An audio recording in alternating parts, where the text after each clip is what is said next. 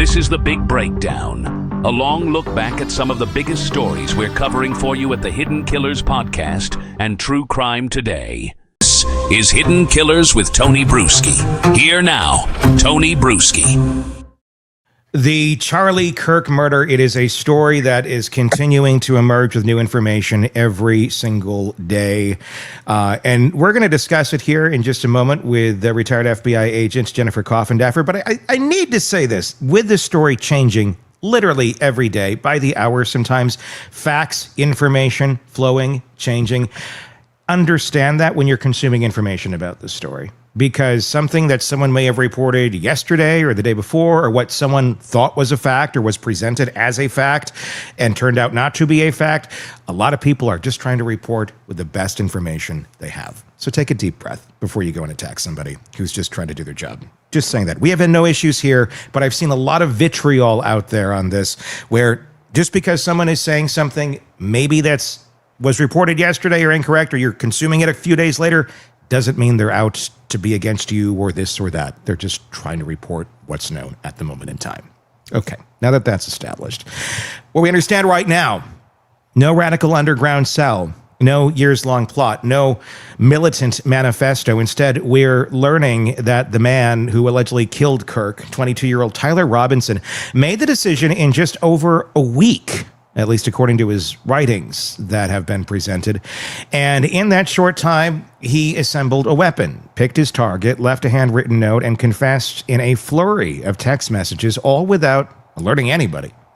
This isn't just a criminal investigation. It's a window into how supposedly a lone wolf and this violence can take root in silence and explode before anyone sees it coming. Jennifer, there's so much here to break down. I know you've been trying to break this down as well. Let's start with this handwritten note allegedly left underneath the keyboard. What's been your reaction to this piece coming out? Well, a couple of things. First of all, this is incredible evidence. And I say this because this is not something that could be looked at as a coerced confession from law enforcement or a confession from somebody who's been a year in maximum security, a maximum security facility in lockdown. This is something that was voluntary. And these are the best kinds of confessions. Now, having to say that, there's a few caveats here, right? The original note, that seems to be called into question, which means the FBI is going to have to do the proper paper trail with the witness who would have discarded it, Mr. Twigs, apparently, and how exactly that was discarded. And that's going to be something that a jury is going to have to look at, all the details concerning that note, and see if they buy it or they don't. And I guess that's my question, and I think a lot of people in the public have about this. We don't have the note. Apparently, it has been destroyed. Walk me through what we know right now factually about how this thing was destroyed, why it was destroyed, and then how do we know what was actually on it? Well, we know what was on it. My understanding is from a photograph that was taken of it. And so now it's been transcribed, right? We can see it in typewritten fashion. And so has the photograph been released to the public by chance? Do we know that? Not that I have ever seen. Okay. Only right. This is supposedly what's happening. And I loved your caveat at the beginning. This is fast moving. For me, yeah. I don't say anything that I don't hear from the FBI, from law enforcement, from a prosecutor. That's typically my source of information. And then sometimes I will use information from a reliable mainstream media source like News Nation that I know I can trust. But as you said, things are ever changing and being disseminated in parts and pieces. Yeah, I mean, that's just how this works. And if anyone has any understanding of how any breaking story happens, and this still is very much a breaking story, at the beginning, there is a lot of information. And because someone reports something incorrectly, doesn't mean they're trying to do it to hurt someone or anything. It's sometimes we just get facts incorrect. There are people out there that, yes, do report information that's not factual on purpose. It's not everyone, and it's probably not a majority of reputable reporters either. So, yeah, take a breath, everybody. Thank you. So what we know right now is that there's this letter that there's supposedly an image of. Do we know if it was handwritten? Do we know if it was typed? What do we know about it other than this? All we know that I've read is that it was a letter. In fact, my information comes directly from the prosecutor. Okay. And the prosecutor did not delineate specifically whether it was handwritten. He said a letter that was written by Robinson, as I recall. So we don't know. And then this would be having an image, supposedly, we don't know. Maybe the answer is this, we don't know, taken by the partner that found it and like on his phone took a picture, supposedly. Is that how we're understanding this? That's how we're understanding it now. The partner, and to be very clear, they have called him the lover. I refer to him as the lover because it's very confusing, right? Is he a roommate? Sure. Is he a partner? Is he a lover? He's a lover. That is how law enforcement is in fact describing him. His name is Lance Twigs, and Lance Twigs has purportedly took a picture of it, and that's what we're dealing with right now. And that'll be interesting to see. Handwriting analysis, all of that. I mean, it obviously needs to be verified, that it was him, because this is coming in from a third party now, or another party, not directly, from him, but we'll see where that goes. I'd be very curious to see that. Do you think the FBI will release that in the near future, just with the amount of eyes on this and the amount of transparency that really feels needs to exist in this investigation?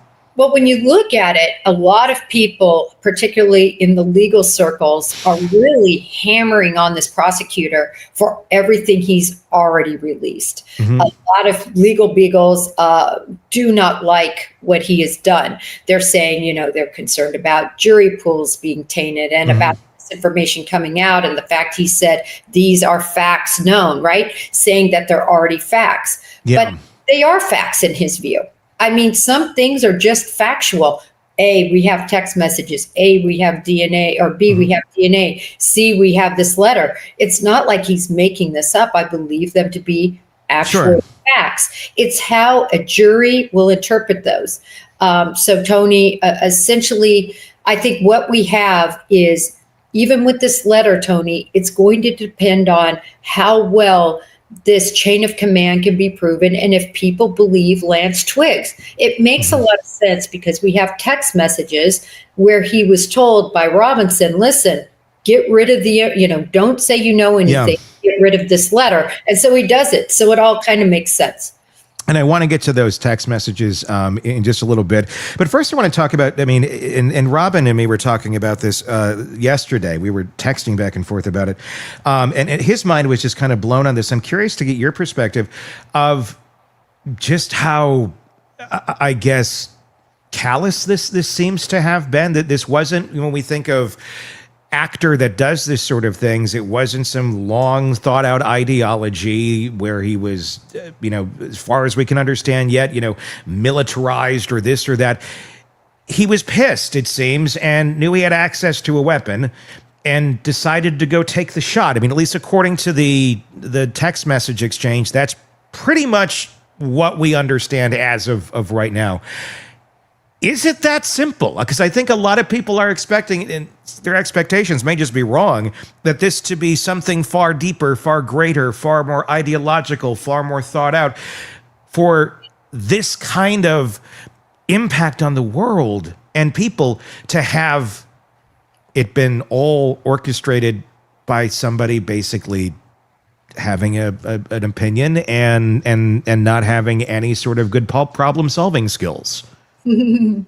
Well, when you look at cases like this, and I know all of us in the FBI come from a different place. We have different experience. We have different kinds of cases that we've investigated and been a part of. For me, I'm not surprised, but let me tell you why. When you look at like a McVeigh, who decided he was going to go and blow up a federal building using very archaic, getting a truck and, getting some fertilizer. I mean, to blow something up, there's literally cookbooks online. Everybody knows this, so I'm giving you some big epiphany. And to shoot somebody again, all you need is a gun of a decent quality, like a Mauser, which was a high quality rifle, combined with a good scope. That's all you need, really, to take anyone out you want. So, unlike what people think in their minds, because they've watched way too many Mission Impossible shows, I think, these missions are not impossible. And when lone wolves, who the FBI has characterized for decades as being the number one issue in terms of terrorism, that is a problem for safety within our civilization, within the United States, it's completely understandable to me that they all emanate from individuals with wackadoodle philosophies that are angry at somebody, and then they decide to take action. It really is as simple as that. And there's historically been so many instances.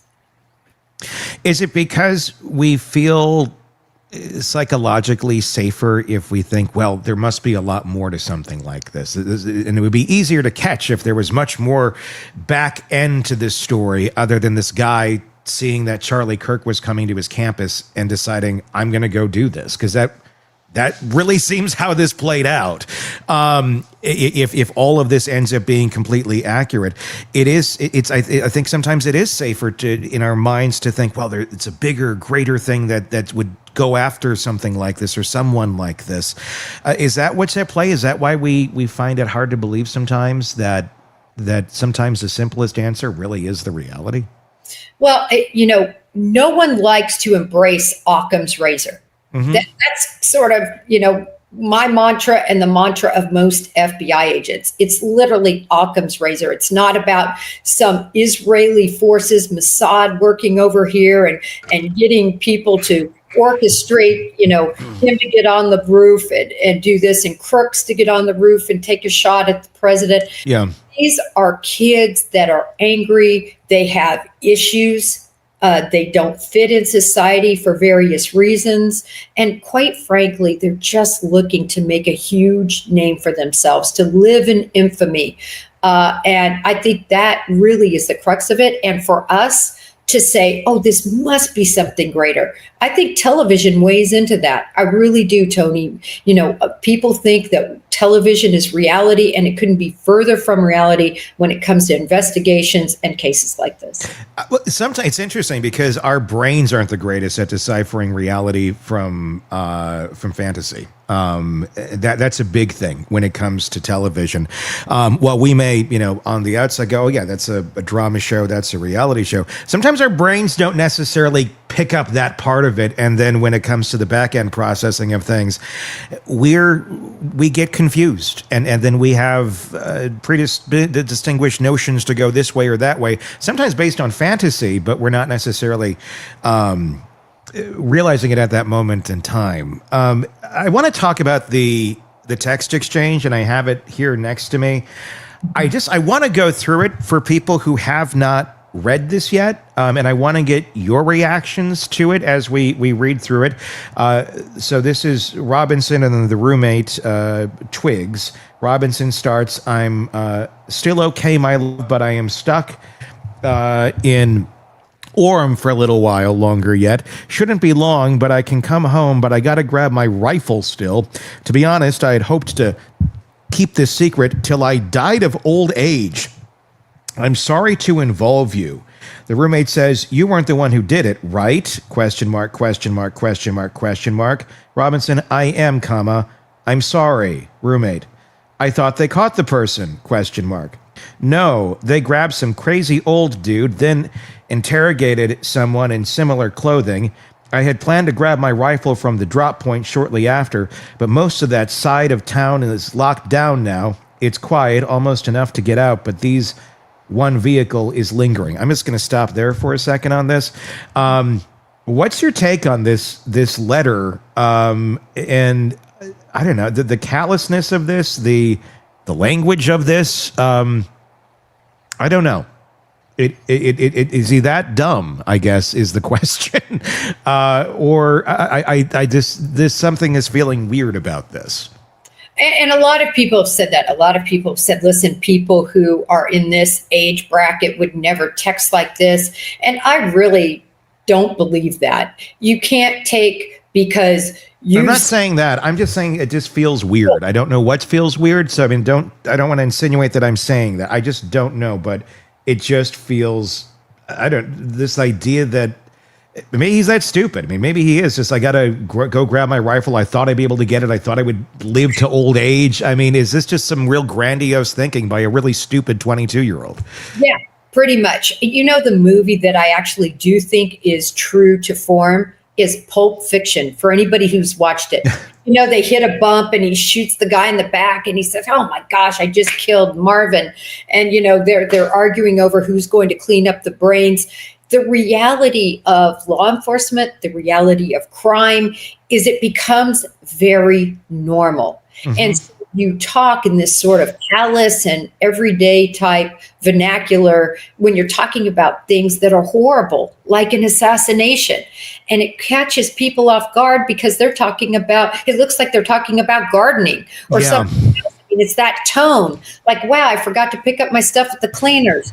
Oh, I'm pretty sidetracked, but I'll get to the other side of town when I can. And you're talking about indicia of an assassination. So I get it, Tony. I get why it just seems so off. And I think maybe that hits the tone more. Cause I mean, I did initially kind of feel like, I don't like, a lot of 22-year-olds don't talk this way. They don't. But look, he was a 4.0 student.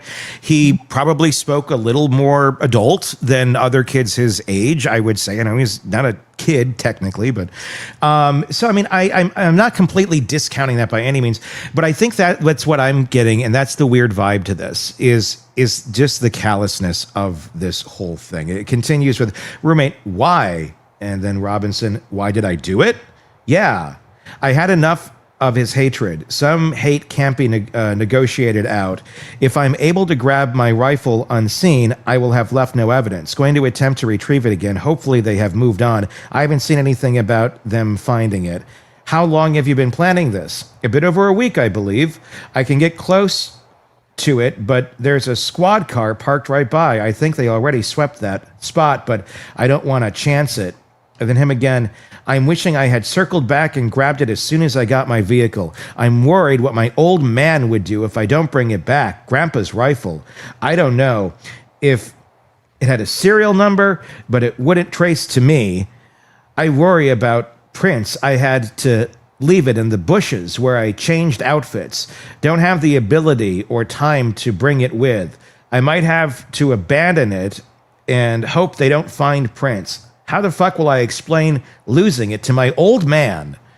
Only thing I was left was the rifle wrapped in a towel. Remember how I was engraving bullets? The fucking messages are mostly a big meme. If I see notices bulge WU on Fox News, I might have a stroke. All right, I'm going to have to leave it. That really fucking sucks. He's talking about this like it's like I said this to Robin and he agreed. I said he's like talking about like it's a side mission on Grand Theft Auto, like he's playing a video game, and this is real life. It's just the casualness is I get the shocking part of this whole thing. Does that shock you? Just how casual this is? We don't normally see, I guess, this level of casualness when talking about something like this, or someone who just got caught with a, or is admitting to such a crime. The reason it doesn't surprise me, Tony, is I think working gangs for all those years, working organized crime, terrible crimes people do to one another, horrible. And then they go around and talk about a murder in text messages or in notes or on wires. And literally they're talking in this casual, that's the perfect word for it, in a casual discussion and vernacular. Like, again, I said, like picking up your laundry. It's so every day. But remember, when this is something that you've done and it's been in your mind for a week and a half and he doesn't care. I mean, at the end of the day, he doesn't care about Charlie Kirk. He doesn't care about the ramifications. And quite frankly, I know he was book smart. I saw the grades. Yes, blah, blah, blah. Blah, blah, yeah. A lot of people who are book smart are not common sense and everything smart. And that's one of these guys. This is one of these guys that's stupid, when it comes to everyday life, I think. I mean, did he want to get caught? I mean, that's the other part. I mean, it's like, look, he can't just be now realizing or thinking, gee, if I'm going to do this, there might be a serial number on the family weapon, or I mean, these are they're just very elementary things here that seem to have completely evaded this man's thinking. And that's what makes it very like, huh? You're realizing this now in a text to your lover? Well, it's clear he didn't take the same courses that, BK, Brian Koberger, who murdered the Idaho students, took, right? Or maybe the lack of course. Yeah. Because it's clear he didn't do criminology, because you're right. He's failing every aspect of 101. He doesn't understand about fingerprints. He doesn't even consider seemingly DNA. He doesn't use gloves. He doesn't cover up his face. He doesn't cover up his body. He's a hot mess, which I've said from the minute this crime went down. I said, this is the sloppiest killer. There is no way he's affiliated with Mossad or with any Antifa or any other group, because they would have made sure he went out and did the mission appropriately. This is how a school kid would do it, and he's a school kid. But he thinks to change clothes, that's a big portion of this. And that he needs to disassemble the weapon before getting off the roof. It's like he did know some steps, but it's like, why would you do this but not that? Well, he took the obvious steps. He as a point of getting that rifle where he needed to do it, he needed to remove the stock. So we needed the screwdriver to remove the stock, to make it smaller, to likely put the receiver and the barrel down his pant leg, from what I can tell. I tried this, and I put the whole gun down my pant leg, which I could run just fine with it. I wasn't moving around like him, but maybe I was thinking if he took that receiver off, or if it was moving, he's trying to hold it. He's like moving. It made everything difficult for him to walk normally. Yeah. But the point is, he understands that the practicality of getting the gun from point A to point B, and then he worries, well, in case I'm seen, I'm going to change my clothes. But that, as you know, is at the minuscule level of what you need to do to cover up a crime. I'm no gun, not a big. I have guns. I don't do a lot with them, so I'm not super knowledgeable. But I just would think the serial number thing, leaving it out in the woods or in the grass, wherever he left it, would be obvious things too. But I hear what you're saying completely. Where it's some people can be very mechanically intelligent, but then have no social intelligence. And not that this is social intelligence, but I guess it would be a form of it. Of just how things work out there. Again, 22, there's plenty of, talk to a lot of 22-year-olds. They're not the brightest all the time. I know I wasn't the brightest at that point either. I just wonder, I don't know. I guess I'm kind of baffled by the stupidity of what he was able to carry out and the stupidity to which he did at all levels. He had this drop point that I think was somehow going to be a savior. Oh, if I have a drop point, then I could get my car and come back and get it. It never even occurred to him the place would be crawling with police after an event like this. What exactly? That is just like, why would you not, again, what the hell? Well, by now, there's always the old radio adage. We used to do this stupid bit where it was stupid criminal of the week, and it would always be just idiotic things that people do. And there exists to this day. We have too many stories. This seems like it's that, with far greater repercussions than the coffee shop got robbed. Well, let's be clear. That's why the FBI and law enforcement is usually successful. It's not necessarily that we're some sort of brilliant investigators as much as it is that the criminals are such idiots, and they make mistake after mistake after mistake and usually leave a really easy trail for us, especially a 22-year-old who's never had any run-ins with the law before. He literally didn't think about anything. And as you well said, he spent a week and a half planning this out. It wasn't long enough. Do you think he's stunned that he was caught? I mean,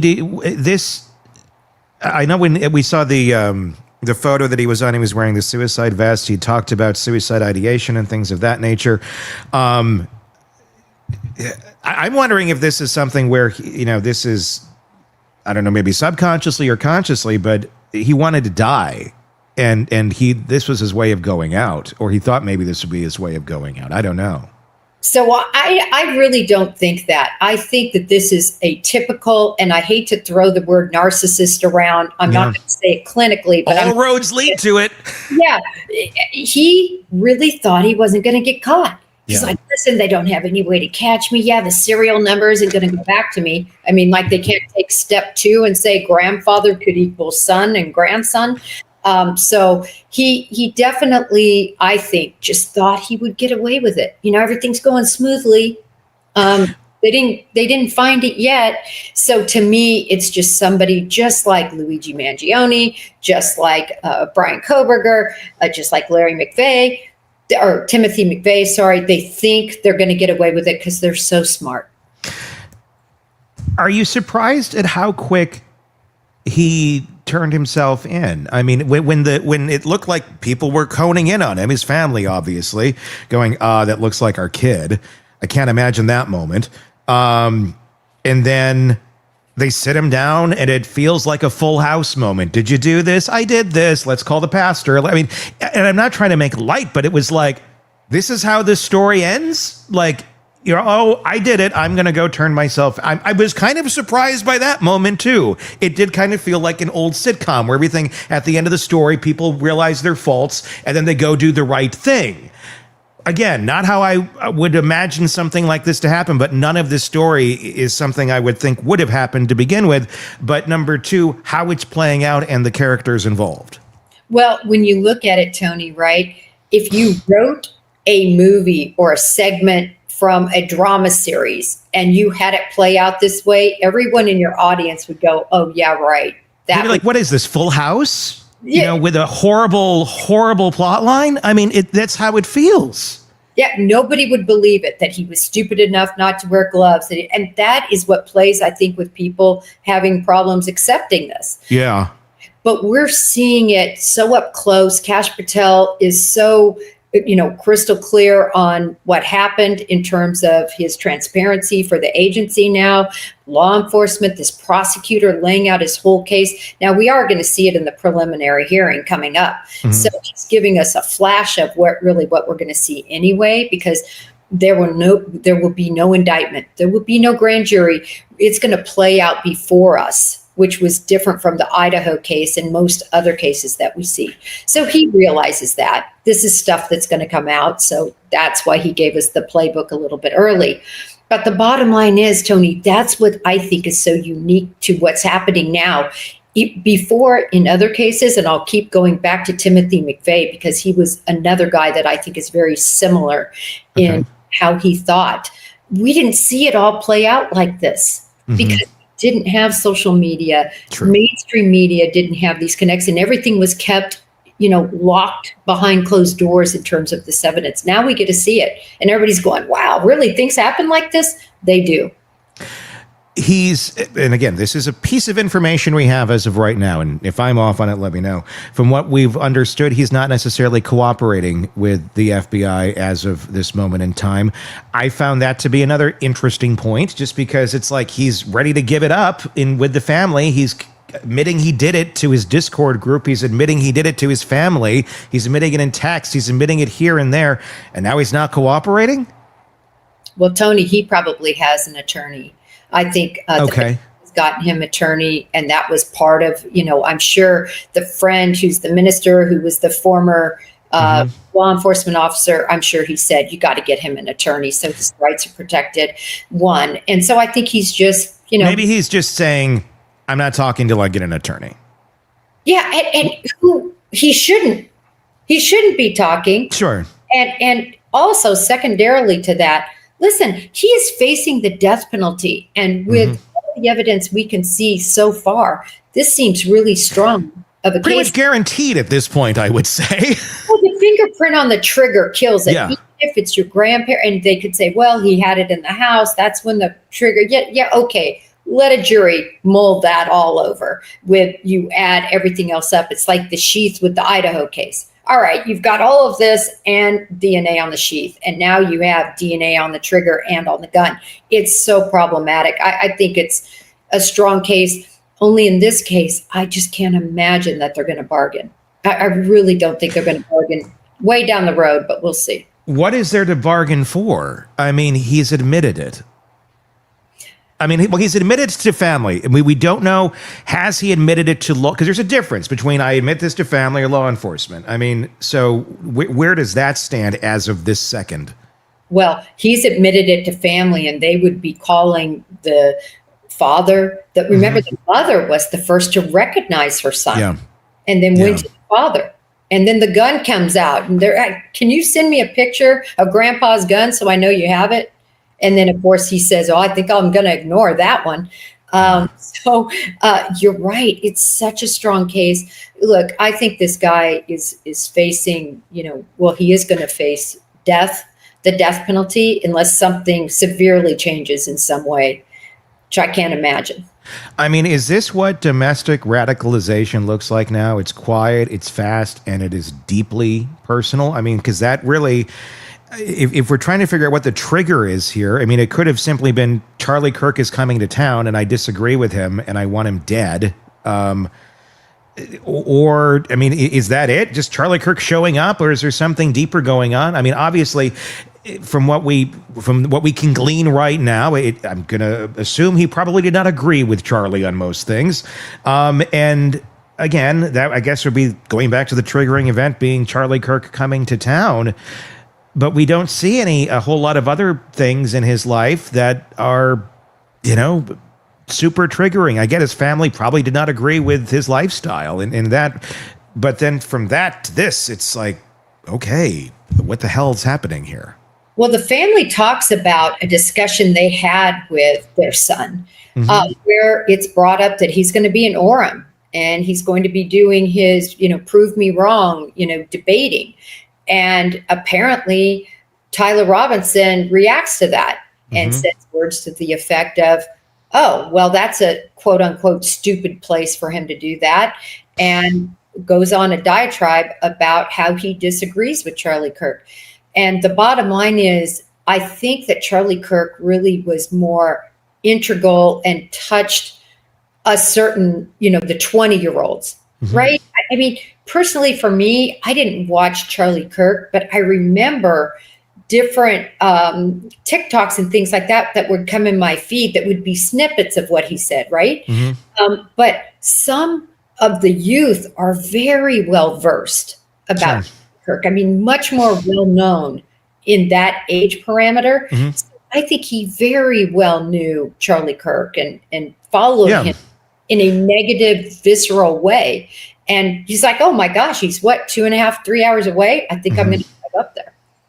So, where I can, when you try to put your mind into that gymnastics of someone who would do this, it would be, I mean, he could stand for far, far worse than being just something that has a very, very different opinion of you, no matter how different it may be.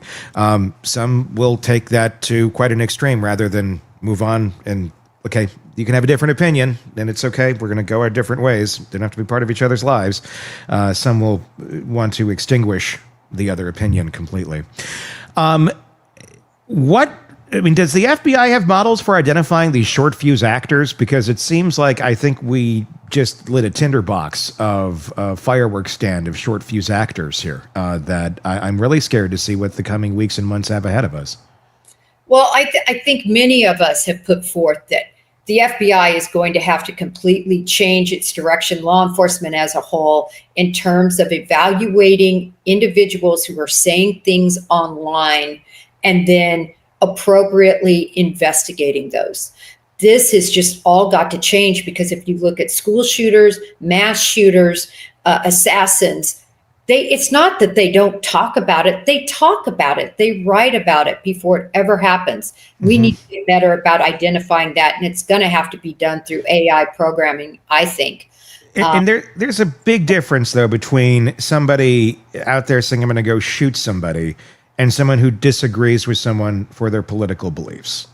And I feel like we're entering some pretty scary territory right now, where just those disagreements, not any threat, not any I hate you, not even I want to hurt you, or just nothing, just simple disagreement right now seems to be on the line of possible chopping block for some. That's a scary place to be in. Well, I agree. I mean, certainly our constitutional right of free speech has to be protected, but there is a line there. You can't threaten. And if you have somebody saying, I can't wait to murder this guy, I'm going to get a gun. I agree. All for that. Go after those people. Yeah. That's not protected free speech. I guess what I worry about is just anyone disagreeing on whatever side it may be they disagree with, and then one side having either more power politically or more power in terms of activated people out there. Basically what we're talking about here, these, kind of short fuse actors, if you will, that will then go, oh my gosh, you disagree with me on X issue, we must silence you. But the person it's not doing anything. It's just regular political, debate that we have in our country, which Charlie, is championed. That's, what he would say he would have championed in a lot of parts of his life. But that's a scary point. And how is this going to be deciphered of what is dangerous speech and what is not dangerous speech, I guess? Well, and I know what you're speaking of. And certainly Pam Bondi recently came out and, was talking about hate speech. And there wasn't a lot of defining that. But how I took that is hate speech that leads to a threat. And the threat is where you cross the line. Mm-hmm. So, but I mean, anybody could say something that they disagree with, and then the more extreme person could go, yeah, I disagree with that. And then it leads someone else to, would this have to be in the same line of the same individual making the threat that makes the hate speech? Because one could say, well, this person disagreed vehemently with it, but they didn't make any threat. They just disagreed, because we're allowed to do that in this country.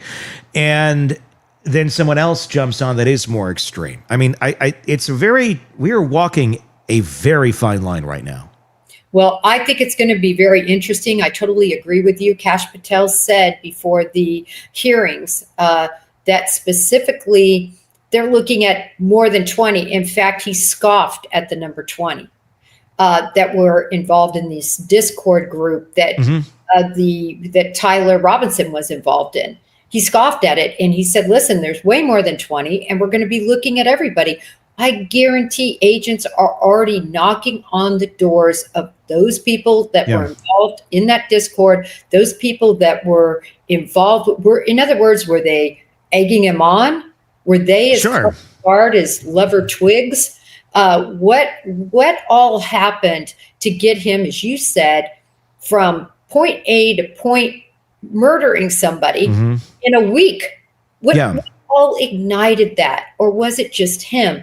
The FBI is going to be getting to the bottom of it. So to your point, that begs the question, does that mean just ideologically, I push you and push you and push you, but I don't make any threats? Can you be charged? And look, I can understand that area. I think the concern a lot of American citizens have right now more so is just going on Facebook and disagreeing on either directions in some points, where if I say this out loud, what could the consequence be? And we've never been in a place where it's like, oh, this could actually, like, me, not a threat, but just someone disagreeing with a policy, whether this or that could lead to much further action than just somebody, giving you a thumbs down or disagreeing and making a nasty comment to you.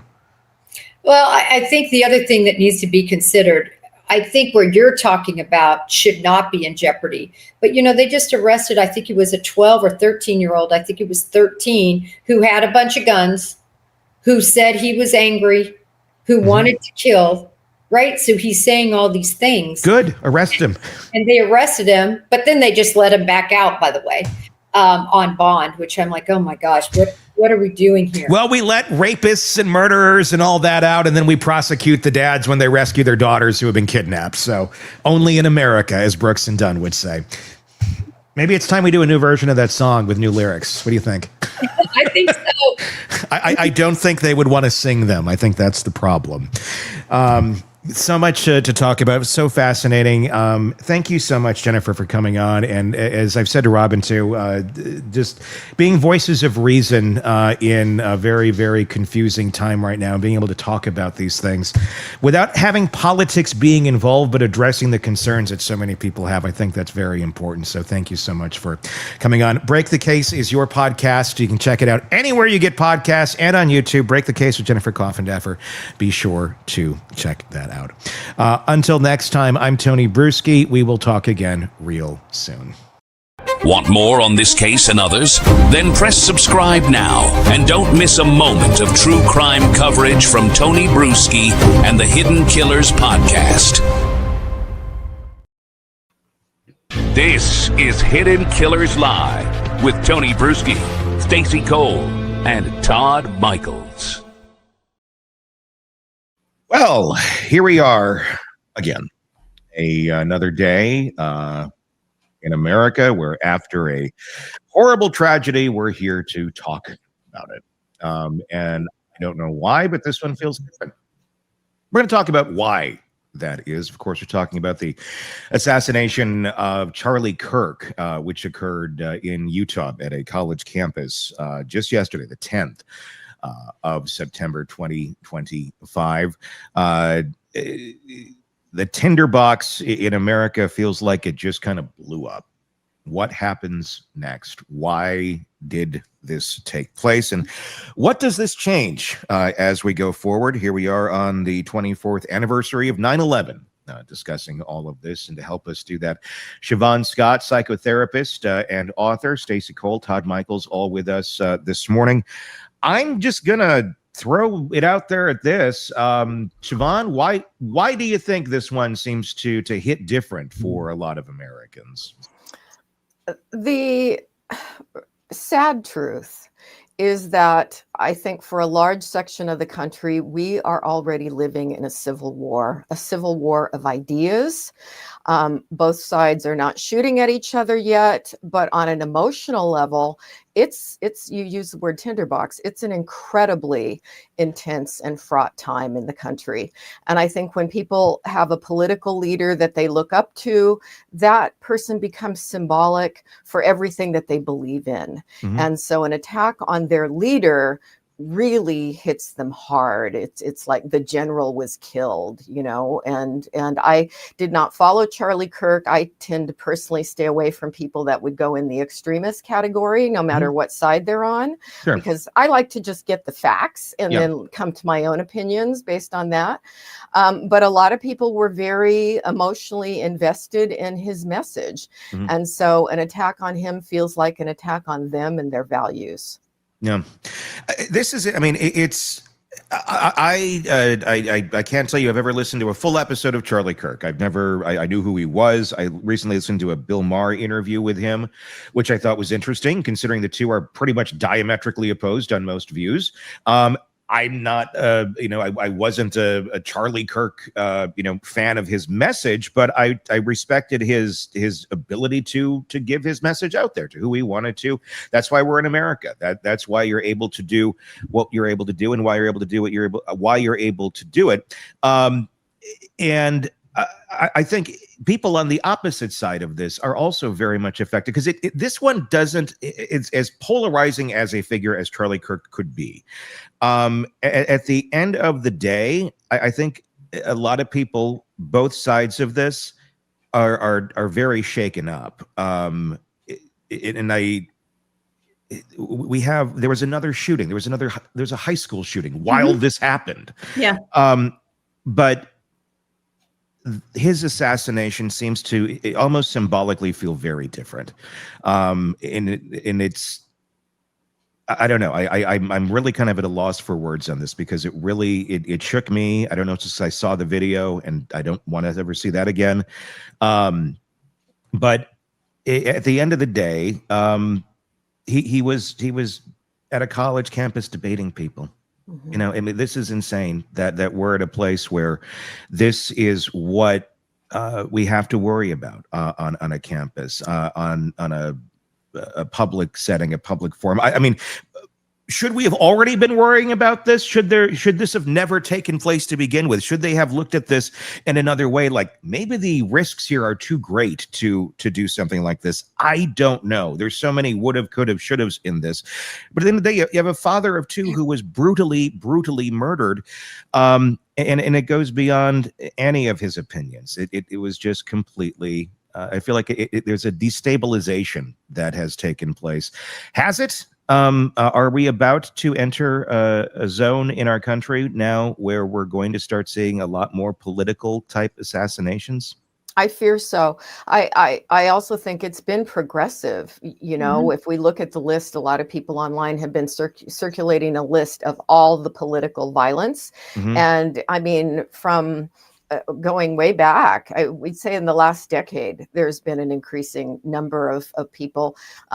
Just 3 months ago, the Minnesota, Democrat legislator killed in her home and her husband and her dog. And the guy had a hit list of 45 other Democratic names. Paul Pelosi attacked and hit his head with a hammer. I mean, this is all stuff. This is not what we're used to in this country. I mean, there have always been the occasional political assassination, but it's been rare. It's not been the norm. And I think we've moved into a time where people are so rigidified and so activated and so angry. And then you throw a little bit of psychopathology in here and somebody that thinks that they're the virtuous savior. And, it's a very fraught time.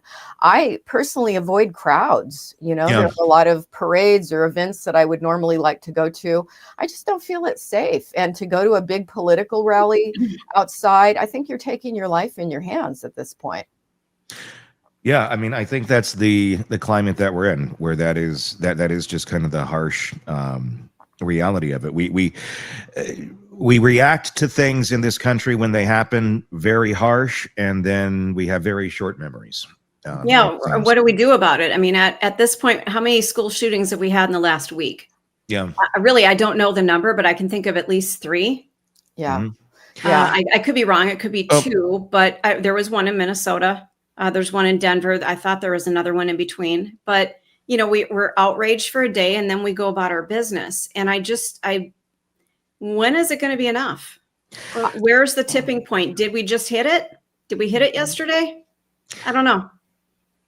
What I'm wondering about this, because I think everyone needs to take in society a big collective breath here on every side. This could be a time, it could be, as we're on the 24th anniversary of 9/11, of everybody, like, take politics aside and come together going, what the hell are we doing? Like nobody wanted this to happen. Now, are there assholes out there on each side going and celebrating this death? Yes. And you should probably, go find a hole and jump in if you're doing that. This is nothing to be celebrated. This is nothing. I don't care what you thought of Charlie Kirk, to be vitriolic about or anything of that nature. This is a human being who is expressing their opinion in a country where we are allowed to do it. And we celebrate it as one of our virtues, and yet we're in an atmosphere where the attitude seems to be, let's shut everyone up who has a different opinion than ours. We can't be there. That doesn't work in a civilized society. And like you said earlier, this differs because it feels like. And we don't know the motivation behind the killer. And I don't even think it matters, but it does feel like it's an attack on an idea on what Charlie, what he stood for, what he believed in, which many people believe in. And they're not horrible human beings. They're fellow Americans with different opinions. And we've always been in a place where we live with fellow Americans with different opinions. And Charlie Kirk had all the dangers of a 1994 Sunday school teacher.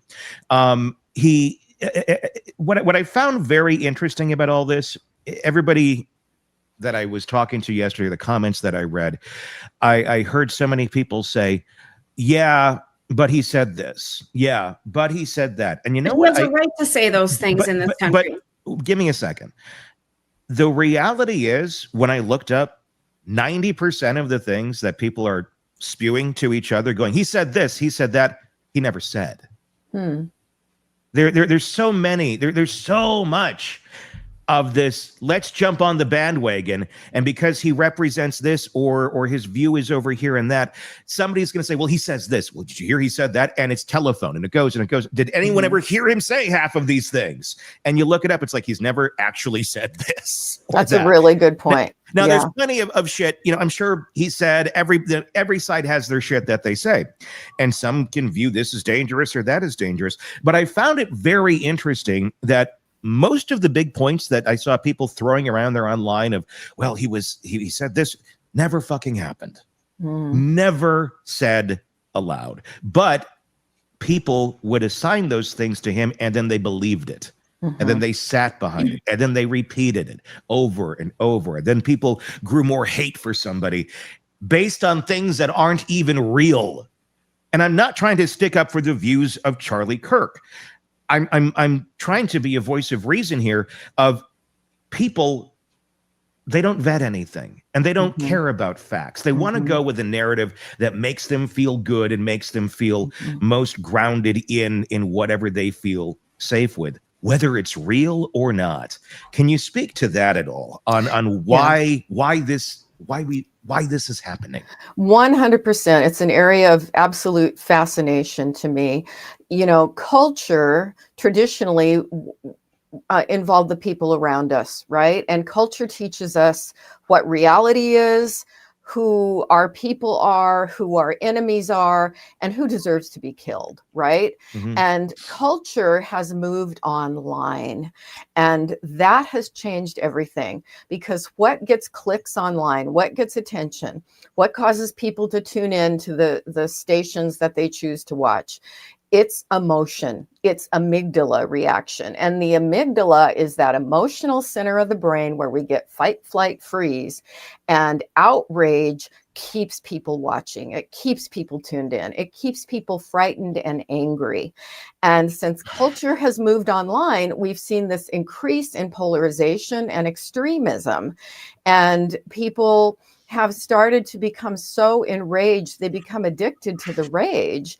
And when you're that angry, you can justify all sorts of horrible behavior. And so I think that's been the big shift with extremism. I talk about that quite a bit in my book, The Minds of Mass Killers. I have a whole chapter on extremism and the psychology of that.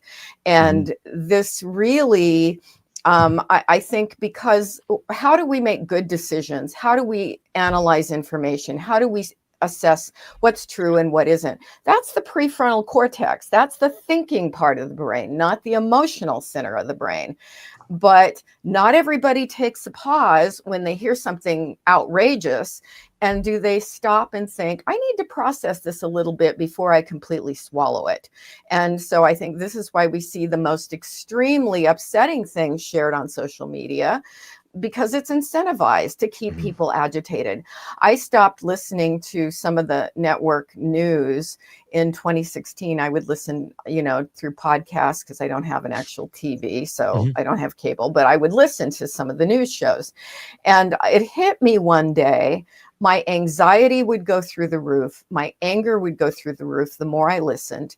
And one of the stations was actually playing with all their intro music. It was battle music. It was like war music. Yeah. And I just listened to this music and I said, this is putting me in my amygdala. I do want to be aware, but I want to go for things that are more fact-based and not keeping me agitated. And then I can process and think it through more logically. But humans aren't very good at using their prefrontal cortex, and it's easily exploited. And I think this is part of the culture wars that we're seeing, the chaos that we're seeing that plays out from school districts to local governments to, the kinds of political violence that we're seeing, and now assassinations. And it's a big thing. And when we look at it in the big picture, it's like, how do we dial this back a bit? I think when we have politicians who emphasize We are one country. We are one people. We may have differences of opinion, but let's talk that through and let's use collaborative problem solving, right? This is how we teach preschoolers. Yeah, I was just going to say we do that in families. Yeah, use your words. Don't hit each other. Calm down, take a time out.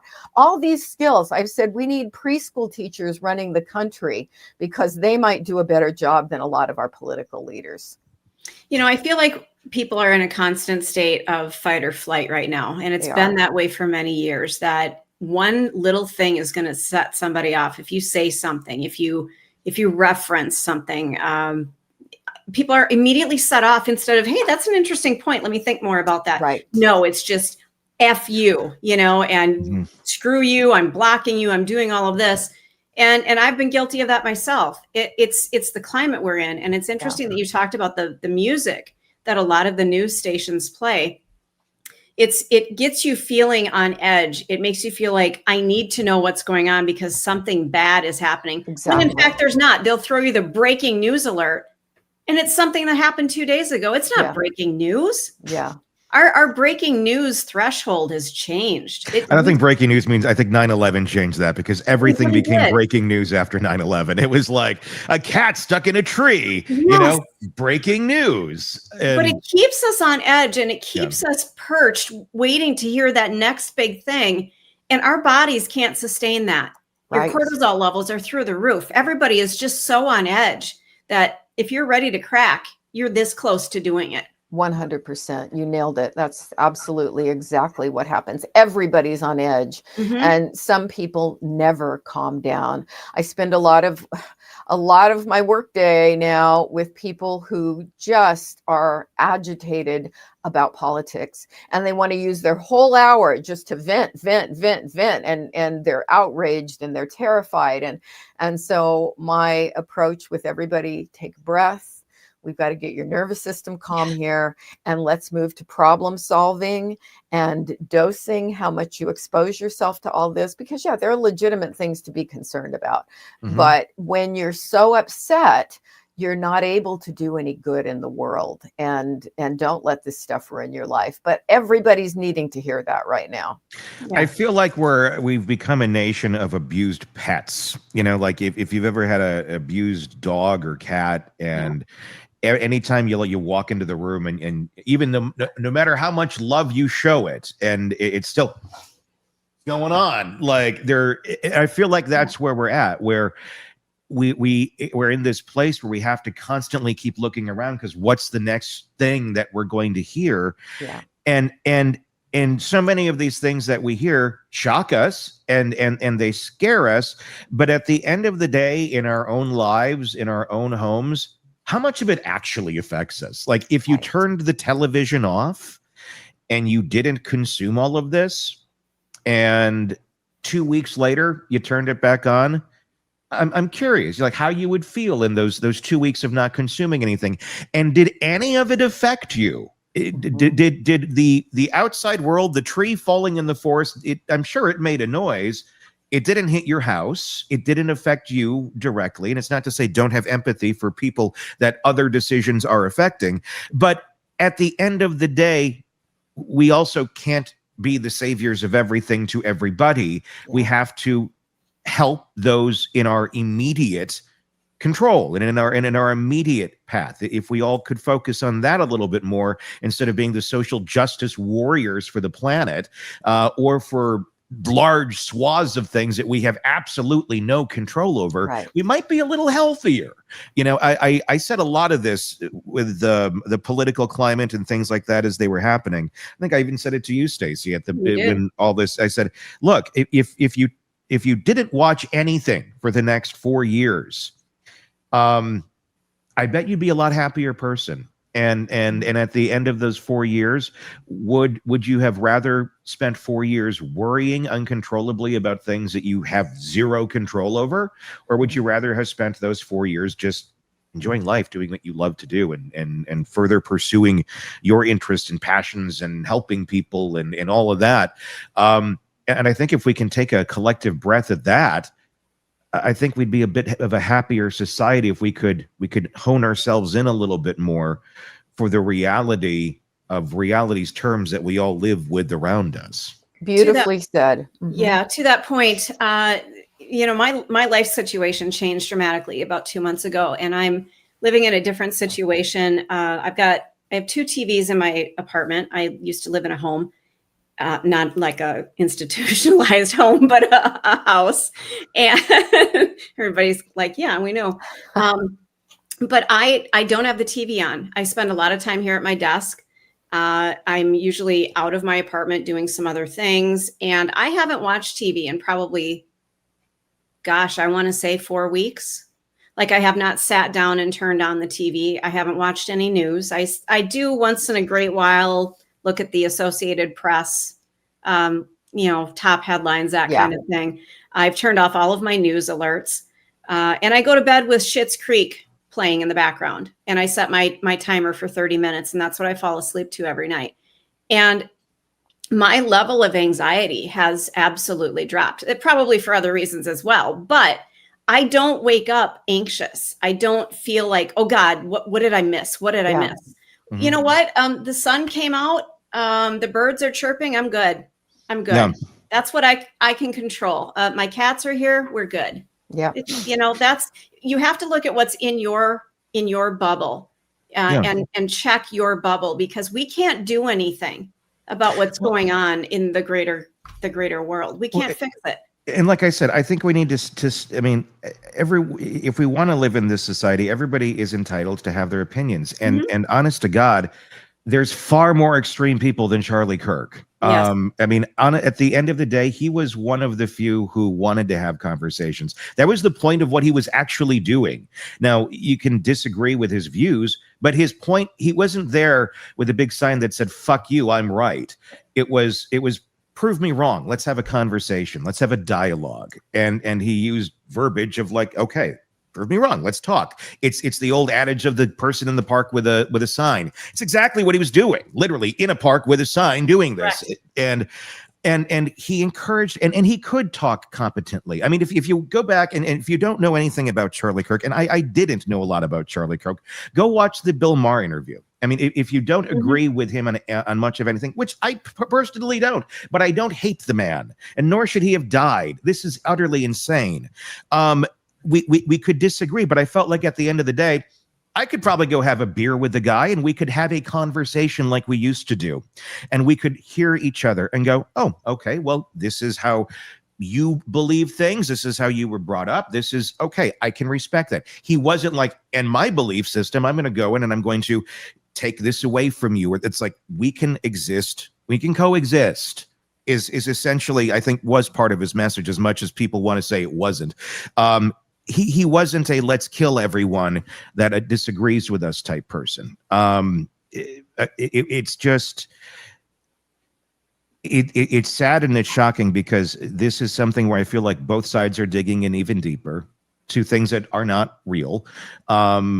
Where you see one side going, well, every Democrat hates him and this is horrible. They're all celebrating. You're like, no. Yeah, I didn't see. I mean, maybe I'm sure if I dug deeper, I could find some real horrible assholes who were celebrating. Sure, not much. But you know what? Much. For the most part, nobody was. Yeah. For the most part, anybody I knew who was a respectable Democrat were heartbroken. We're like, holy shit, this is not good. This is horrible. So reality check for everybody on this. No, most sane, healthy thinking people, nobody is celebrating this shit. No. They are not. You can find an extremist somewhere, yes. And on the same token, well, he said this, he said that. Take a look and see if it's actually what he said, or if it's just what Matilda you saw tweeted, who heard it from her cousin, who heard it from that and this, and her, third cousin's cat told them in a dream. And now it's on a tweet and must be true because I saw it and all my girlfriends or all my friends said that that's what he said. There was so much of it that's not even real, that we base our rage on. We have this rage that we have that's based on fear and not reality. Yeah. But we live in a country where you can hate somebody. You can disagree with people. You can be wildly obsessed with hating somebody. because of something they said. But that doesn't mean that person needs to die. They Yeah. deserve to live just like you do. And maybe you shouldn't be wildly obsessed with hating somebody. Correct. Period. But in this country, you are afforded that opportunity to be as wacky as possible, as long as you're not hurting anybody. If you want to decorate your entire space in whatever fashion you want, that is all one side. Mm-hmm. I mean, if you want to have, a Trump themed apartment or a Biden Harris themed apartment, you can do that. Mm-hmm. That's what this country is about, is you get to be you. You get to do whatever you want to do, as long as you're not harming anybody. Mm-hmm. And somebody crossed the line hardcore yesterday. Mm-hmm. That's not what we're about. He has the right to say anything he wants to say without being killed. Mm-hmm. We crossed that line hard yesterday. It's not okay. And this is not the first time America has dealt with political violence. Obviously, we've seen a good share of it in recent years. We've been in far worse times before most of us were around or were very, very young, and it's a time that I feel like we're approaching again. I feel like the cycle is turning, and we're going back into more extreme and more vitriol on each side. The thing that I found interesting, we were talking to Robin Dreek yesterday, and I'm curious to get your take on this, Shavaun, with the Minds of Mass Killers in your book. He had a stat, 9% of assassination type characters who as of this recording, we don't know who did this. They're still searching. 9% historically actually had a motive that was aligned or opposed what the individual they were assassinating had. 9%. The other 91% crazy shit. It was, like John Hinckley. You look at all of the 91% of assassins, their motive has nothing to do with what the person they're killing. So there's a 91% chance that the assassination, the person who assassinated Charlie Kirk, gave a damn about or did not give a damn about what he stood for. It's a really good point. Yeah, it's a really good point. I hadn't seen that stat, but it doesn't surprise me, because really people who assassinate other people, they're coming from a place of distorted thinking, right? Mm-hmm. And are they psychotic? Usually not psychotic, although John Hinckley definitely was. Mm-hmm. But they tend to be people who are angry. They've got some mild to severe paranoid ideation going, where they have this sense of somebody out there is doing things to them, so I'm so angry about it, I'm going to pick a target. And some of them, it didn't matter. The one that shot at Trump, he had also looked at shooting Biden, right? Yeah. So it's this sense of, I want to be important, I want to make a statement, I'm angry, and I want to send a message about, who knows what, because they've all got it to some extent a different motive, but they're vengeful, and they're unhappy, angry people who are just, in many cases, looking for fame. Mm-hmm. They idolize other people who have committed similar crimes before them. And so there's really this distorted thinking process and this desire to be important. Mm-hmm.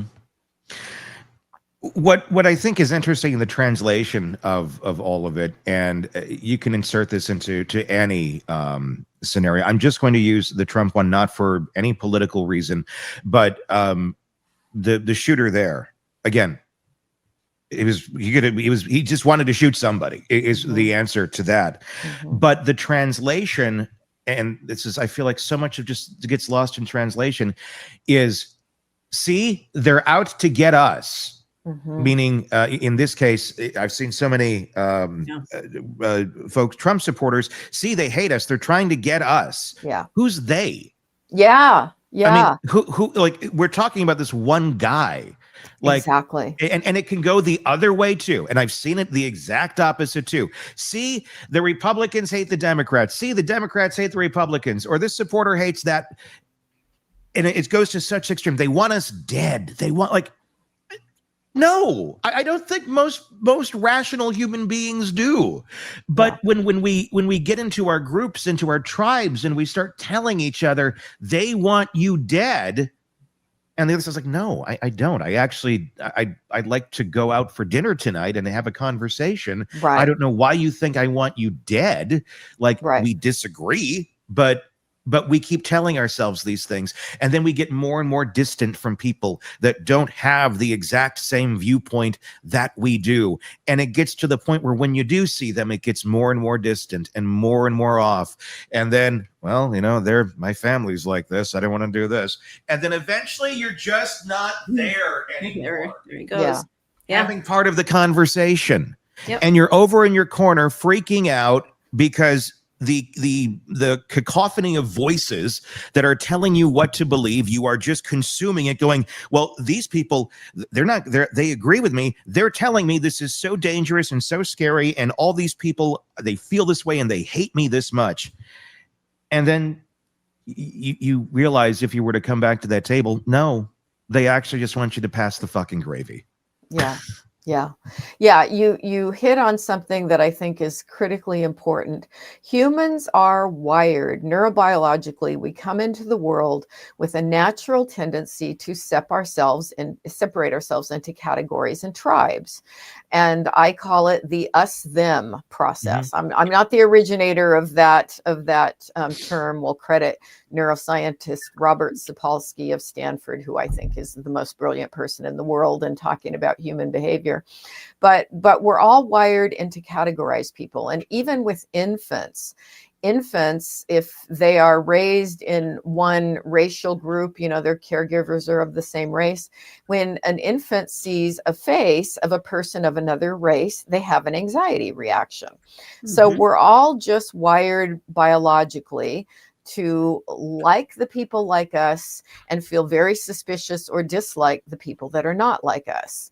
And this can be racial, it can be ethnic, it can be economic class, but it ends up with this distorted thinking that we're good to the people like us, but the people that are not like us are the thems, and it's okay to treat them badly. And actually, some of the most fascinating research is that when you get really polarized into this us-them thinking, which the media has helped us do for their own purposes, we actually, as humans, not meaning me personally, I try to avoid this, but we as humans get more of a dopamine rush from seeing the thems punished than we do from seeing our side succeed, which is pretty twisted. And I think that's what we're seeing play out. People are so fired up and so amygdala driven and so non-thinking right now that they would rather see something bad happen to the other side than see everything get better for everybody. Because in truth, the only us, them we should be doing is we're all Americans. We're all us. We may have our slight differences, but it's not, we're running the country like it's a team sport, bloodthirsty team sport. And we want our team to win, and we get great joy when the other team loses. So it's pretty twisted. Is there a biological drive? I mean, you touched on it a little bit, but we'd like to think that we are evolved as a species, but I wonder if this doesn't go back to us just being primates, that we are driven 100%. To be in these tribes, and this is our way of hunting and gathering. Yes. Instead of going, into the cave at night, we go back to our homes, that we are just really not as evolved as we'd like to think. Not at all. My God. Oh my God. So true. I have one guru in life, and it's Robert Sapolsky, a neuroscientist of Stanford University. He is a brilliant man. He's written so much. My favorite book of his came out in 2017, Behave, The Biology of Humans at Our Best and Our Worst. And he really in-depth explores the ways that we are pretty darn primitive. And we like to think that we're these cognitive, logical creatures. And in truth, we're very emotionally driven. And then we come along later and make up these cognitive reasons for why we're right. But we're coming from this place of very primitive emotions. And he also is a specialist in primatology. so he studies primates. And we are, as I like to say, we're just monkeys that got a little too smart and learned how to destroy the world and create massive war. And there's a lot about us that we're not all we like to think we are. Mm-hmm. We seem to be very much in a world of, or we like to jump to absolutes, where everything is, in reality, very much in the middle. And there's a lot of gray, and most things fall into the gray. But why is it that we are in such a world? I mean, have we always been here, and we are just communicating far more, and we're hearing everybody's absolutes in our ears 1,000 times more than we ever did in the past? Because that seems to be a big thing of this, of it's this way or that way, period. Mm-hmm. There's nothing in the middle. And this person, because they looked at you this way one day, or you're making an assumption about them because they were at this event or had this tweet or liked this or whatever, then they must be all of that. Right. Because of this, it must be all of that. And that's not usually reality. No. I always say middle ground is where you find the truth. Mm-hmm. And the farther you get out to this extreme type of thinking, you're getting distortion, and no good comes of that.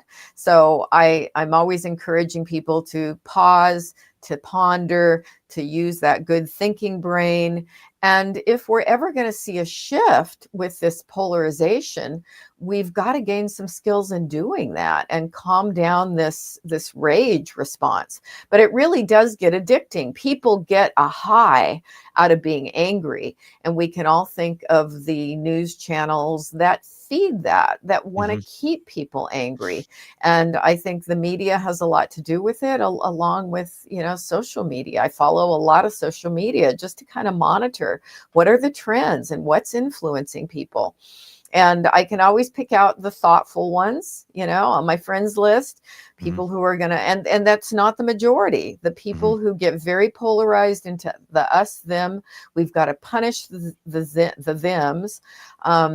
That's worse than I've ever seen it. What does history show us on something like this, or research about the time window when copycat attacks are most likely to happen after something like this, where it's a politically motivated thing, and this is, he was a very big figure in this, in that world. What do you think history has shown us of other times where we've seen a very hot tinderboxes like we're seeing now? It's really common 2 to 3 weeks, whether it's any kind of mass killing, school shooting, anything like that there's a risk factor for copycats. But I think in this climate, every one that happens that gets attention for the perpetrator, they start to feel like, look, I can be famous. They study all the other people and that have done it. And this is another online thing that they tend to get into. They almost gamify it. They want to top each other. And I think in the coming years, I think it's going to be a very fraught time. I would expect, really, when we look at the number of polarized, angry people out there who are heavily armed, more guns than people in this country. Anybody can get a gun if they're so motivated. We're not doing a good job with trying to rein that in any way. In fact, it seems to get worse every time. I think we're going to see an increase that could probably go on for several years. There's obviously they perceive this as a safe space to have this sort of discourse. And I was kind of talking about this a little bit earlier. Was that, and I'm not vilifying anybody who said, let's have this out there at this setting. In a perfect world, you'd think you could, but we have seen violence like this many a time. Somebody in a tall building shooting down at people. Look at the Las Vegas shooting all those years ago. Yeah. I think about that every time I go to an event that has tall buildings around it. I'm going to one tonight, and every time I'm at this venue, I'm always like, there's a lot of tall buildings here. I wonder if anybody's checking those. And I'm guessing the answer is probably no. It's like, probably no. I'll be fine. And it's like, well, then something happens, and then like, well, what we should do that again. But that's how we forget, where it's like horrible things happen. It takes just a little extra time to maybe do this or that, or just don't have things in spaces that are going to be presenting as an opportunity for really horrible people. It sucks that we're in a place where we got to do that, but I feel like maybe we're going to need to do a bit more of that. I mean, how does the erosion of perceived safe spaces, feed into the collective anxiety and polarization that we're seeing? It's huge. It's huge. And it definitely affects the places I go. When I do go to a place, a concert or something, where I like to go where they check people for weapons before you go in, which at least here in Portland, most concerts, you got to open your bag and go through metal detectors. And I'm grateful that they do that. But if I were going to go to an event, particularly an outdoor event where people aren't screened and there's no checkpoints going on, I just skip it at this point, which is terrible that we have to rein in activities and normal social behavior, things we'd like to do, just because there are fears of safety. A lot of people driving vehicles into crowds. I mean, that's, we always think guns, and usually it's guns, but it can be vehicle, attacks. Happened in Wisconsin at that Christmas parade. It was shocking. Yeah. And the answer, it doesn't, it's not really a solution. It seems like a big Band-Aid of like, well, let's, basically fortify everything. And we can to a certain extent, until you can't. And ultimately this is a mental health crisis that we have people that can go to such extreme beliefs and feel like this is the best way to handle things. But we're stoking people every single day. And we're just stoking these fears that started and pouring gasoline on these fires. And we're doing nothing to put the fires out. And that's the part that freaks me out, is it's escalating every single day. And the thing is, and people like to blame the media is doing it. Who the fucking media is these days? It's each other. It's looking at your TikTok. It's looking at your Facebook page. It's not going and watching ABC News, World News Tonight. It's every person that's around you that's saying something, probably not super vetting much of what they're saying, and you believing it. So our media has become each other, a very uninformed each other. And that's a dangerous media. In our bubbles. And the media, they used to vet things a little bit. There is still vetting that goes on in media, believe it or not. And I know, like, there's certain places that are certainly slanted this way and that, without a doubt. But it's like, let's find the villain here. It's the media. No, it's each other. At the end of the day, it is each other. It is not the media. It's each other, because each other is the media. Social media, the social, that's us. That's all of us collectively. Not us with a podcast, but like everybody. Yeah, I think the idea of everybody taking personal responsibility for being part of a solution rather than feeding the problem and trying to be collaborative, because bottom line, the government should be about solving problems for the populace, making the country work well, making sure that people's needs are met. My gosh, can we do something about the healthcare crisis? Can we do something about violent crime, about the mental illness on the streets, among the street people? That's where we should be focusing from a problem-solving perspective. That's the point of government, and we just don't see much of that happening. Naturally, when anything like this occurs, you're going to start hearing it, and we're already starting to hear it. The word conspiracy. Yes. And I'm not jumping on the bandwagon of this, but we're already starting to see that. Let's talk a little bit about that in a 10,000-foot overview when it comes to major events like this that seem to change is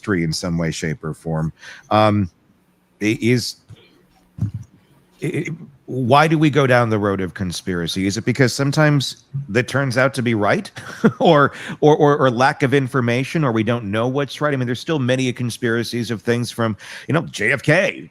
There's, still it's one person believes this, one person believes that.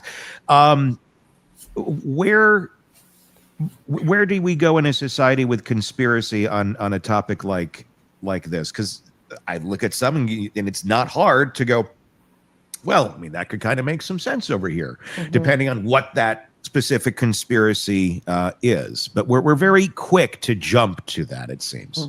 Yeah. People love conspiracies because it gives them a reason for things. And I think it's another thing about our brain. We don't like ambiguity. We don't like understanding things. It feels scary. And so when you can come up with a theory, even a weird theory, but this is what's going on, this is what happened, I understand it now, I've got this special knowledge, I can make sense of it, people get a sense of satisfaction out of that. I think that's at least one element. Satisfaction, and I'm going to also say control too, because when you feel powerless and you don't know what's going on, is it an escape from? That's the thing with conspiracy theories. Sometimes it's I get it's an escapism to a certain extent, if it's not real, but sometimes the idea of the conspiracy being carried out to the level to which a conspiracy would need to be carried out is far scarier than the actual act of it took place in many situations. And I think the other element of that is people enjoy on some perverse level. I mean, why do people still believe that Bigfoot exists and that they're in danger of Bigfoot when they go out on a camping trip? I mean, people sort of like being scared sometimes. Yeah. There's a sense of pleasure in that. Look at this terrible thing that's going on and we're all in danger from it. And whether it's aliens coming to, all the great stories about alien conspiracies and all of that, there are still people very invested in that. And conspiracies, yes, it gives people a sense of control. It gives them a sense of excitement. And then sometimes this sense of a little self-esteem boost of, I know the truth and everybody else doesn't, but I've got it. And so I'm special. Do we just need hobbies? Do we need something else to focus on instead of focusing on, all of these weird tribes that we've all gotten to be part of? Do we need to go join a biking group? Do we need what do we need to do? Hell yes. Take jujitsu. Take belly dance. Get out in your garden. I've been doing the belly dancing a lot. I am doing the jujitsu. I'm going to perform for everyone right now. Oh, I think we all do it, Tony. I'll go get some dollar bills. I'm doing belly dancing, but I want to move to jujitsu with Stacy. I think that would be very good therapy. Hey, let me tell you, you can meet some hot guys there too. Well, there you go. Yeah. I think I talk a lot with people about having a balanced life, and a balanced life incorporates physical activity. It incorporates taking care of your health, getting your medical problems resolved, taking care of your teeth, all these self-care things. And that takes a lot of time. The older we get, just staying alive and healthy takes time. And people neglect that. They go downhill. Their thyroid level, we've been talking about thyroid this week, their thyroid levels can get off and they don't feel their best.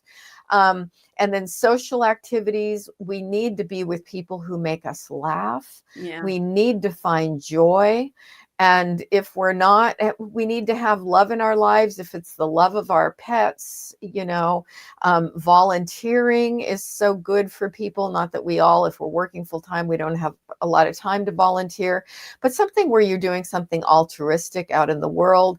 And when you've got all these different activities that are healthy, that are positive, that are supporting your life, you feel better, you do better, you're thinking clearly. And then if you want to make a difference in the world and the political system in some way, you're in a much better headspace for doing it in a healthy, collaborative, problem-solving way and getting out of that amygdala rage reaction. I think there's a lot of I wouldn't say almost like a feeling of hopelessness. A lot of people share in things like this and events when things like this happen. And I would say for me, I mean, I do kind of feel that in some ways, because I think at the end of the day, the folks that maybe we used to look to de-escalate this stuff or be the grown-up in the room and try and collectively, bring us together, it doesn't exist anymore. I mean, the first thing we saw on so many things yesterday was more hate. And it's like, why are where did the grown-ups in the room go? Why are we the people who used to be there? I'm talking about political figures and such that, no matter what side you're on of this, and I'll tell you what, I saw far more people that would have, theoretically, or agreed with Charlie Kirk's beliefs that were jumping on and saying really horrible shit again yesterday. More than you would, the opposite direction, but everybody was screaming the other side is saying this when this side is saying this. And it's like, can we just stop? Can we just stop saying horrible shit to each other? And can we de-escalate? And that's where the hopelessness comes in, because it's this, you look for some sort of light and it's just clash. And I feel like that's gone. That safety net, that grown up in the room. Nobody's the grown up in the room anymore. We're all just sitting here ready to scream at each other. And when that's the answer, and the calming voices of reason seem to no longer exist in the places of power where they should, it's a real scary place. And it does feel kind of hopeless when things like this happen. It's really hard for people. People are all struggling with that. I struggle with that. At what point do I go to acceptance and seeing that in my lifetime, I maybe never will see the country that I envision, that I want. And that's a sad thing. So I think there's a lot of grief going on for people, a lot of depression, a lot of anxiety. And when I go to medical appointments now, and, it's a dentist recently who wanted to know what I do for a living. I said, I'm a therapist. And as he had his hands in my mouth, he was venting about politics and asking me questions. Why is this happening? What do we do? And I'm like, No, it's a great time for conversation, isn't it? I know. I'm like, I really want to answer your questions, but you got your hands in my mouth right now working on that crown. And so it's leaking out everywhere, the hopelessness, the frustration, the anger. And I think when we get to vote again, if we have another election, that's what we all really need to look for in politicians. Who can turn the heat down and who can embrace everybody in the country and see that we are one people, that we've got social problems in this nation, and the role of the government is to help problem solve. Let's focus on healthcare in a productive way, not in a battle, not in an us versus them, but realistically, folks, can we come together and think like adults and serve the country, serve the people that we work for? And that includes all the people, not just our team. Yeah. And that's the reality that I wish we could come to in a situation like this. Shavaun, is that your cat? You hear her, okay. Yes. Okay, good. Yes. I just want to make sure, because I keep looking over going, that doesn't sound like my boy, but gosh, maybe it could be. Okay. Yeah, she's trying to get in the door. Obviously, someone who's going to go out and do something like this, their problem-solving skills aren't the greatest. No. I would say and problem-solving skills, again, our way of thinking in absolutes, our problem-solving skills, they're not good. What is the answer, Shavaun? How do we have everybody get better problem-solving skills so we don't have all of this going on? Is it, and maybe it's more trying to identify what our problems are. And identifying what are our real immediate problems directly in front of us that we can control and that we can, be a part of. I mean, it kind of goes back to like the serenity prayer to a certain extent, of, just, having the knowledge to be in control what we can control. Is it we're trying to control too much in our brains, and we're getting too much things being shot at us every which way, shape, and form? Pardon the pun, I didn't mean to say that, the word shot, but is it there's just too much coming at us in too many directions, that we're overwhelmed, and that's why so many folks don't have good problem solving skills? Yeah, I think doing exactly what we're trying to do today, which is encouraging people to pause, take a breath, think, look at the media they're consuming, analyze, how is this really affecting my mood? Is this helping anything? Or am I just becoming part of the problem, part of that us-them battle? And I think that I try to work on teaching people about their brain, using their thinking brain. I feel like I'm playing preschool a lot of the time, preschool teacher, with just trying to explain things to people. And when I see people really agitated, writing in some fashion, if it's on Facebook or Instagram or whatever, it's like, let's try to get out of that us them. We're all Americans. We're all in this together, and we're not enemies. We don't have to look at it that way. And so that's one of my goals. One of the reasons I do social media, yes, I like to keep people laughing with strange humor and memes, because I think laughter helps de-escalate that anger. So there really is a strategy behind that. But also just trying to educate people that when you are living in a rage state, you're addicted to rage, and this is hurting you, and it's not helping the country in any way. So just trying to put that message out there. Yeah. There was a press conference this morning. We're going to go to that here in just a second. Shavaun, thank you so much for coming on and being another voice of reason while we're having another crisis in our country. That doesn't need to have happened here on another 9/11 24th anniversary. Thank you again so much. Of course, her book, if you want to read it, The Minds of Mass Killers, very fascinating read. Check that out wherever you get books. Shavaun, thank you very much. Want more on this case and others? Then press subscribe now and don't miss a moment of true crime coverage from Tony Brueski and the Hidden Killers podcast.